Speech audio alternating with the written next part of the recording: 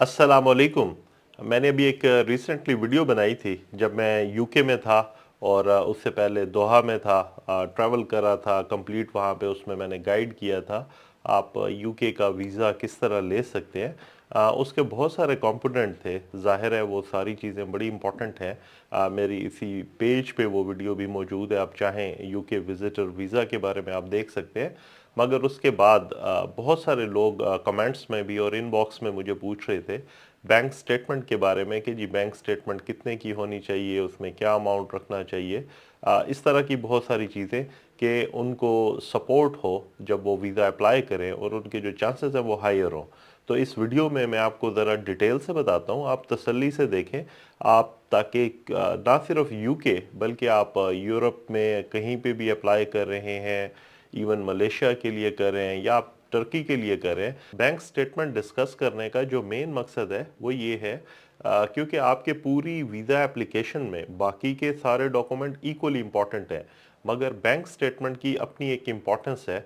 उसकी मेन वजह ये है, आप क्योंकि ट्रैवल एंड टूरिज़्म के हवाले से जाना चाहते हैं, तो ये एक लीगल फाइनेंशियल डॉक्यूमेंट है जो प्रूव करता है कि जी आपके पास ये सारे के सारे रिसोर्सेज हैं और आप जो सफ़र करना चाहते हैं, ट्रैवल एंड टूरिज़्म के लिए जाना चाहते हैं, एक्सपोयर जो भी आपका मकसद है, आप जब वहाँ पे जा रहे हैं तो वो उसको जस्टिफाई करता है कि जी आपके पास सफिशेंट फंड्स हैं, आप अपना जो टूर है उसको फाइनेंस कर सकते हैं और ख़ुद अपने एक्सपेंसेस उठा सकते हैं, ना कि होस्ट कंट्री पे जाकर आप बर्डन बने और उनको ये भी लगे कि जी अगर आप वहाँ पर आ गए तो आप वापस नहीं जाएंगे। क्योंकि जो बैंक स्टेटमेंट है, ज़ाहिर है बैंक के एक लीगल लेटर हेड पे होती है, साइन होती है, स्टैंप होती है और वेरीफाइड एक डॉक्यूमेंट है।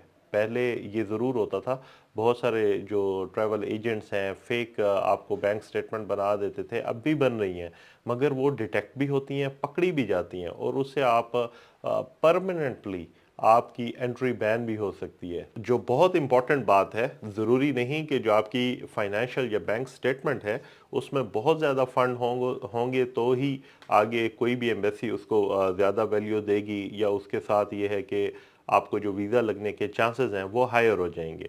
इम्पॉर्टेंट क्या है? इम्पॉर्टेंट ये है कि जो आपकी बैंक स्टेटमेंट है क्लियर हो, आपकी ट्रांजैक्शंस का रिकॉर्ड बहुत क्लियर हो। अगर कोई भी ऐसी बड़ी ट्रांजैक्शन अचानक से आ रही है वो भी फ्लैग होती है, जो उससे वो देखना चाहते हैं, वो सिर्फ ये देखना चाहते हैं आपकी जो स्पेंडिंग है उसका पैटर्न ठीक है। मिसाल के तौर पे अगर आप एक सैलरीड इंडिविजुअल हैं तो आपकी एक सैलरी है, फॉर एग्जांपल आपकी सैलरी है जी 1 लाख रुपए, 1 लाख रुपए महीने की, मिसाल के तौर पे 2 तारीख को आई। उसके बाद आपने अपने एक्सपेंसेस डालना शुरू किए जिसमें आपने बिजली का बिल दिया, गैस का दिया एंड सो ऑन, रेंटल्स दिए, और इस तरह आपकी स्पेंडिंग है और till the end of month आपकी कुछ उसमें सेविंग बची, क्योंकि आपके पास सेविंग्स या फंड हैं तो ही आप बाहर जा रहे हैं, और एंड पे जाकर वो आपके पास एक बैलेंस है। बैलेंस कितना होना चाहिए? बैलेंस उतना ही होना चाहिए जितना आप अपना टूर के एक्सपेंसेस एक तो सारे उठाएं। यूरोपियन मुल्क अमूमन चाहते हैं, फॉर एग्जांपल अगर आपके टूर पे एक्सपेंस आ रहे हैं जी 5 लाख रुपए, तो एटलीस्ट आपके अकाउंट में 15 लाख रुपए होने चाहिए।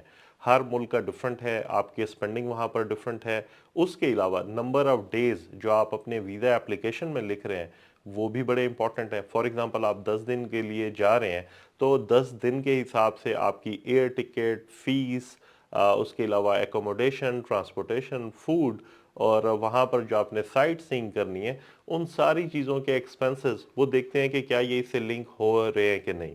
आप सैलरीड हैं तो आप यकीनन टैक्स देते होंगे। जब आप फाइलर या अपना डॉक्यूमेंट जो आपने फाइल किए वो सबमिट कराते हैं तो ये इंटरलिंक होते हैं, वो आपकी स्टेटमेंट से क्रॉस वेरीफाई होते हैं। ऐसा बिल्कुल नहीं हो सकता।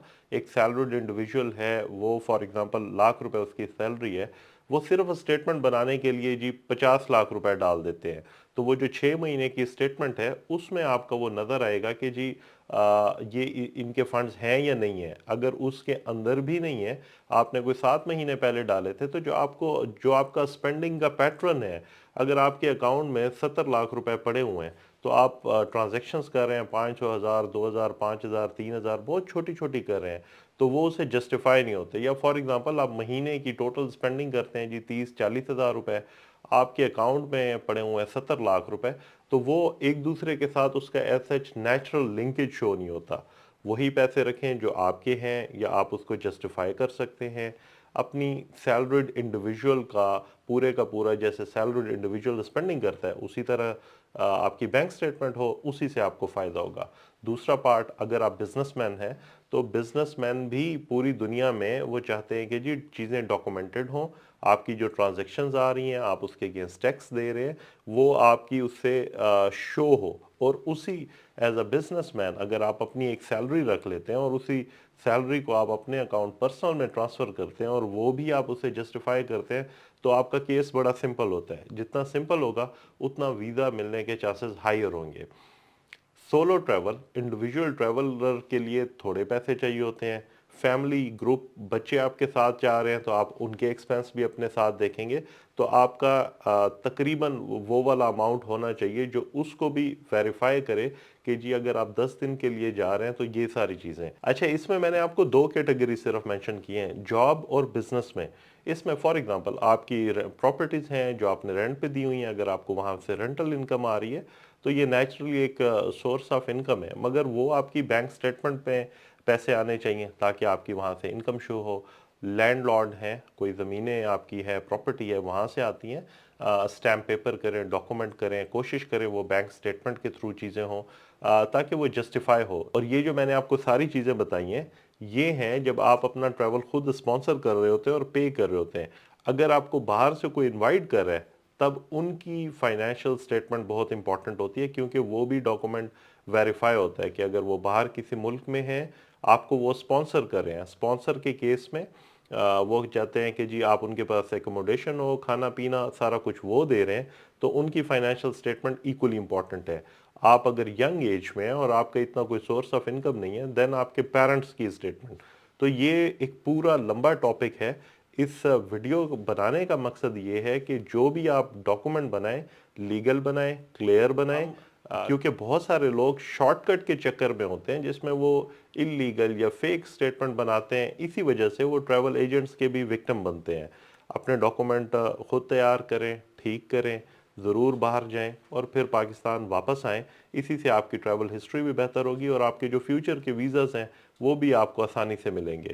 امید ہے یہ ویڈیو آپ کے لیے یوزفل ہوگی, اور اگر آپ کچھ اور جاننا چاہیں تو آپ بے شک کمنٹس میں پوچھیں, میں آپ کو مزید بتاؤں گا. Thanks a lot for watching.